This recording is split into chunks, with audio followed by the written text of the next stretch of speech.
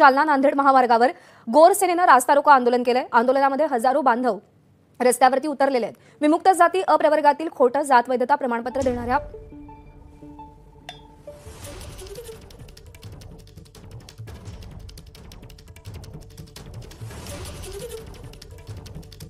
विमुक्त जाती अप्रवर्गातील खोटं जात वैधता प्रमाणपत्र देणाऱ्या अधिकाऱ्यावर कारवाई करण्यासाठी एसआयटीची स्थापना करण्याची मागणी करण्यात आली आहे। इथला आढावा घेतला रवी मुंडे यांनी।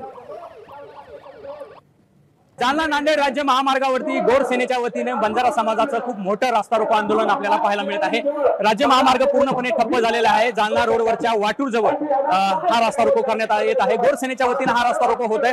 खरं तर विमुक्त जाती प्रवर्गाचे खोटे जात प्रमाणपत्र वैधता प्रमाणपत्र हे जे घेणारी लोक आहेत किंवा जे देणारे अधिकारी आहेत त्यांच्यावरती कारवाई व्हावी यासाठी एसआयटीची स्थापना व्हावी यांची प्रमुख मागणी आहे। त्याशिवाय 2017चा रक्तसंबंधातील नात्यांना सुद्धा या जातीचा लाभ व्हावा यासंबंधीचा जो जी आर आहे तो रद्द करावा या मागणीसाठीच हे आंदोलन आहे। गेल्या काही दिवसापासून या आंदोलनाची तयारी होत होती आणि जालना नांदेड रोडवरती वाटूर येथे अशा प्रकारे त्यांनी दुतर्फा रस्ता अडवून धरलेला आहे। साधारण 1 तासापासून हे आंदोलन सुरू आहे।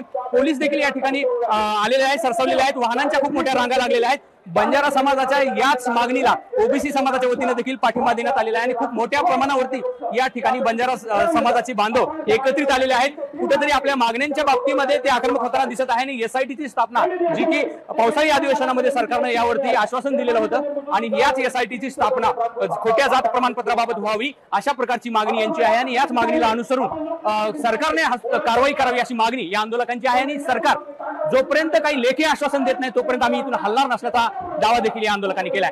रवी मुंडे, एबीपी माझा, वाटूर।